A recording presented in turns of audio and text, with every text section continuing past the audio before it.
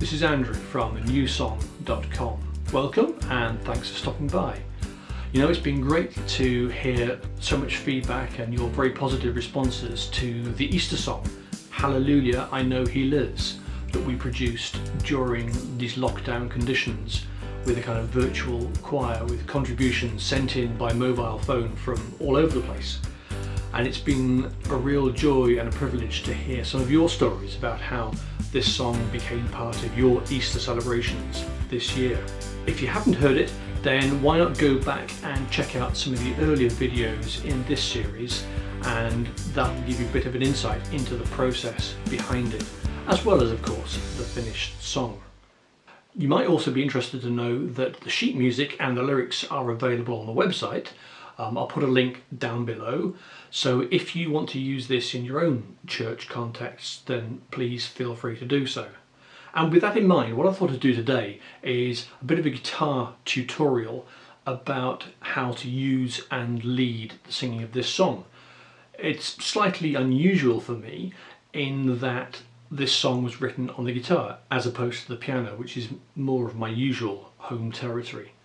Now, I've had a couple of questions and comments from people about the use of two capos on the guitar, which you might notice if you go back and look at the very first video in the series where Tracy and I introduced the song. So rather than try and cover everything all in one go, what I've done is broken these tutorials down into a series of shorter videos. And in this very first video, what we're going to do is just explore the very basics of capos, and we're going to be asking and hopefully answering the questions: what is a capo, what does it do, and why would I bother to use one? Let's start by taking these capos off and we'll explore what a capo is.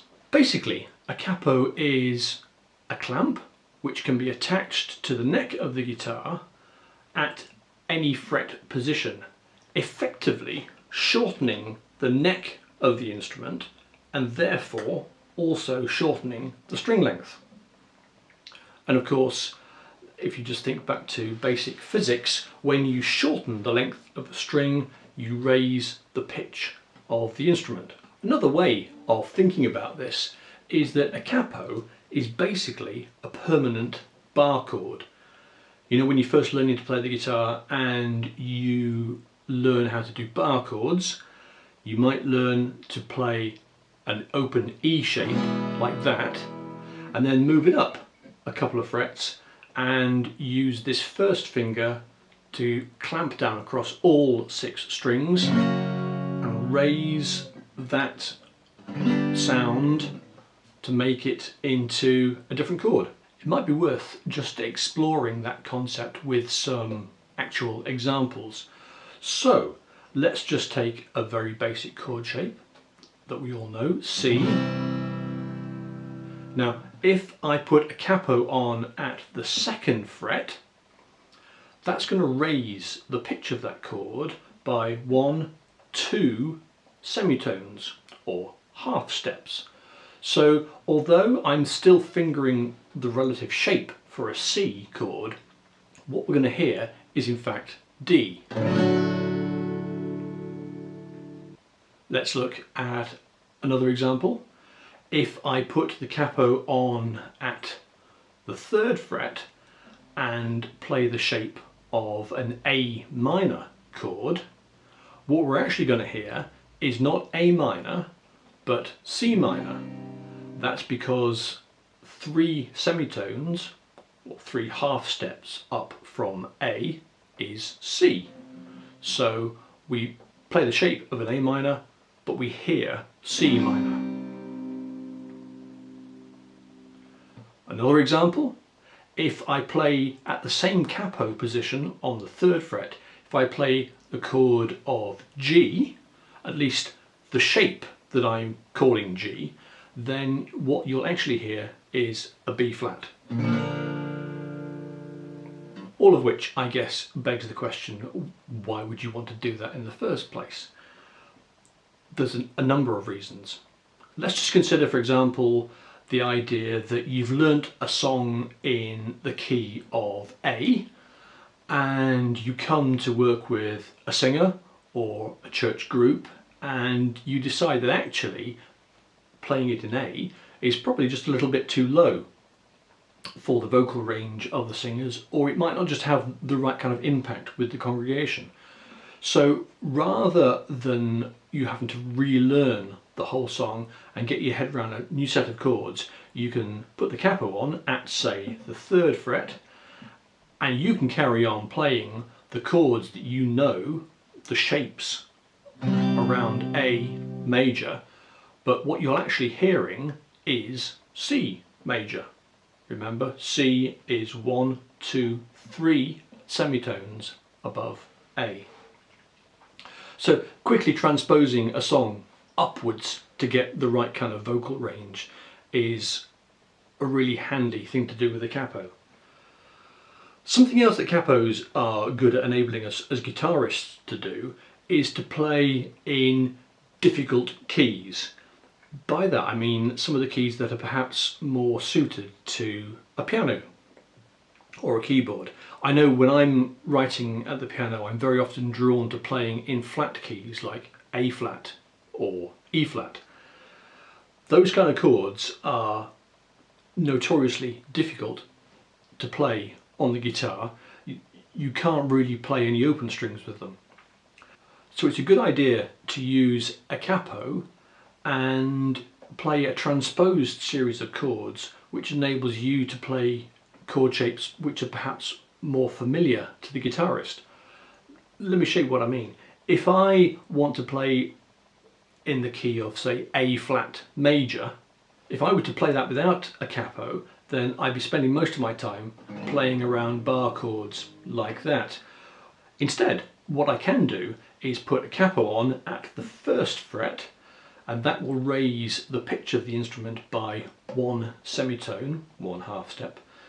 So that means that if I want to end up in A flat, I'm going to have to play chords which are 1 semitone below A flat, which is G. And of course playing in G is a nice open sound for the guitarist and very familiar chords. Another great use for a capo is simply to add some variety to the chord voicings you're using. So for example, if you're playing a song that's in the key of E major, rather than playing the chords that we all know and recognise the shapes and sounds for, E, why not put the capo on at the 4th fret and play the chord shapes for C major?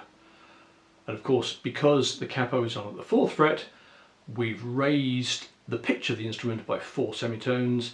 So if we go up from C, think C sharp, D, D sharp, we arrive at E.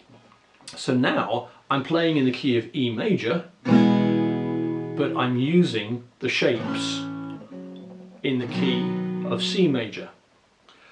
It's a slightly different sound. Perhaps it's got a slightly more open, more ringing quality to it because it's higher up the instrument.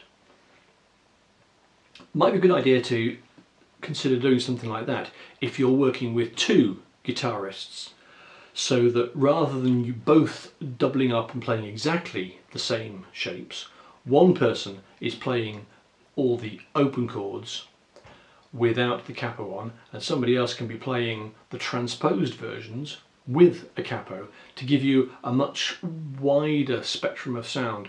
It'll sound perhaps a little bit more like, say, a 12 string. Okay, some practical considerations about capos. There are loads of different kinds, and there's huge amounts of YouTube videos recommending different makes of capo. In general, I'd say, like with so many things, you tend to get what you pay for. So the slightly more expensive models will probably be made of better material and be a little more accurate in the pressure they apply to the instrument, and will probably last you longer. The capos that I've tended to use over the last few years, particularly for playing in live situations, have been these ones by the company Kaiser. And the reason I like them is because they are what's called a trigger grip capo, and that they're easy to take them on and off with one hand. Several capos, some of which are extremely professional and very accurate, end up with you having to grapple with adjustments using both hands. I think it's useful just to be able to have one hand and grab and go. So where should the capo go? Well, ideally it will be placed tightly up against the fret and parallel to it, just as you would place your finger if you were barring a chord. Something else to consider is tuning. You'll probably have used a guitar tuning pedal or an app on your phone, or just your ears, to tune the strings relative to each other so that they sound really nice open. However, the moment you add a capo, you're going to be pulling some of those strings a little more than others, just by virtue of the fact that strings are different thicknesses. And depending on the quality of the instrument that you're playing, that intonation, or any problems with the intonation, will get more and more pronounced the higher up the neck you go with the capo.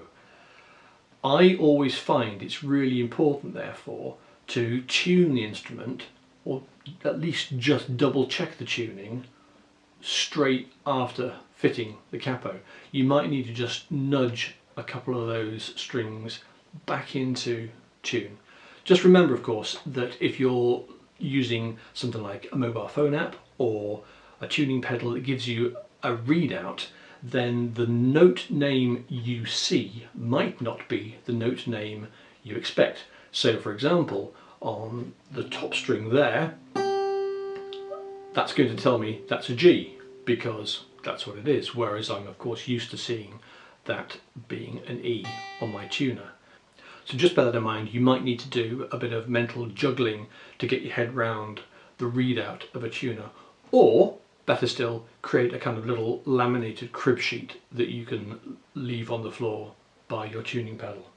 Anyway, I hope you found that useful as a very quick introduction to the idea of a capo and what it does.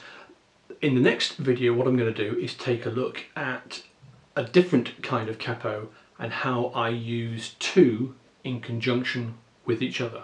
So until next time, if you found this useful, please do subscribe, click that bell icon, and you'll be notified the next time we put one of these out. And a big thumbs up, please, for the wonderful world of capos. See you next time.